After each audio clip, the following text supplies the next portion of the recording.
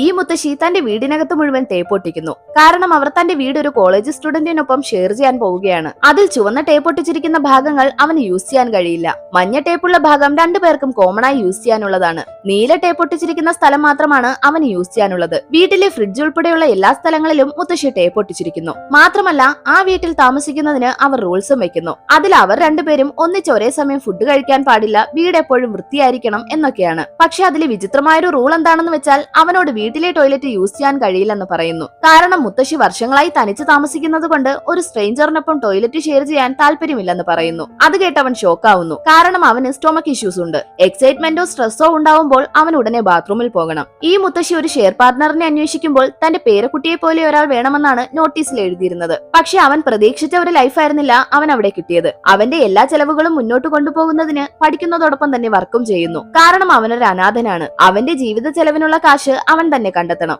അങ്ങനെ കുറഞ്ഞ വാടകയ്ക്ക് ഒരു റൂം കിട്ടിയത് കൊണ്ടാണ് അവൻ ഇവിടേക്ക് വന്നത്. ഒരു വീക്കെൻഡിൽ അവൻ ജോലി കഴിഞ്ഞ് റെസ്റ്റ് എടുത്തുകൊണ്ടിരിക്കുമ്പോൾ റൂമിന്റെ ഡോറിൽ മുട്ട് കേൾക്കുന്നു. വന്നു നോക്കുമ്പോൾ അതാ മുത്തശ്ശിയാണ്. അവർ അവനോട് അവൻ ഉപയോഗിക്കുന്ന ഏരിയാസ് ക്ലീൻ ചെയ്യാൻ പറയുന്നു. അവനത് ചെയ്തു കഴിഞ്ഞതും മുത്തശ്ശി അവന് ബ്രേക്ക്ഫാസ്റ്റ് ഓഫർ ചെയ്യുന്നു. പക്ഷെ മുത്തശ്ശി അവന്റെ ഒപ്പം കഴിക്കുന്നില്ല. ഒരു ദിവസം അവന് മറ്റൊരു ജോലി കിട്ടുന്നു. ഒരു പെൺകുട്ടി അമ്മയ്ക്ക് ആക്സിഡന്റ് ആയി ഹോസ്പിറ്റലിലായതുകൊണ്ട് അവളുടെ പെറ്റായ ഡോഗിനെ കുറച്ചു ദിവസത്തേക്ക് നോക്കാനായി ഇവനെ ഏൽപ്പിക്കുന്നു. കാശിന് ആവശ്യമുള്ളത് കൊണ്ട് തന്നെ അവൻ എതിർപ്പൊന്നും പറയാതെ അക്സെപ്റ്റ് ചെയ്യുന്നു. പക്ഷെ പ്രശ്നം എന്താണെന്ന് വെച്ചാൽ മുത്തശ്ശി അതിനെ വീട്ടിൽ കയറ്റില്ല. എന്ത് ചെയ്യുമെന്നറിയാതെ ഇരുന്നവൻ അവസാനം വീട്ടിലേക്ക് വരുന്നു. അവൻ അകത്ത് കയറാൻ മടിച്ചു നിൽക്കുന്ന ടൈമിൽ പെട്ടെന്ന് ആ ഡോഗ് കുരയ്ക്കുന്നു. ശബ്ദം കേട്ട് മുത്തശ്ശി ഡോർ ഓപ്പൺ ചെയ്യുന്നു. വേറെ വഴിയില്ലാതെ അവൻ മുത്തശ്ശിക്ക് ഡോഗിനെ കാണിച്ചു കൊടുക്കുന്നു. തൊട്ടടുത്ത നിമിഷം തന്നെ മുത്തശ്ശി ഡോർ അടയ്ക്കുന്നു. അകത്തേക്ക് വന്നവൻ ഒരു മാസത്തേക്ക് വീട്ടിലെ ക്ലീനിങ് ജോലിയൊക്കെ ഞാൻ ചെയ്യാമെന്നും വാടക കൂടുതൽ തരാമെന്നും ഓഫർ വെക്കുന്നു. അതുകൊണ്ട് മുത്തശ്ശി ആ ഡോഗിനെ അലോ ചെയ്യുന്നു. അവൻ കോളേജിൽ പോകുന്ന ടൈമിൽ മുത്തശ്ശി അതിനെ കെയർ ചെയ്യുന്നു. അങ്ങനെ മുത്തശ്ശി അതുമായി ഇണങ്ങുന്നു. അവസാനം അതിനെ തിരികെ കൊടുക്കേണ്ട ദിവസം വരുന്നു.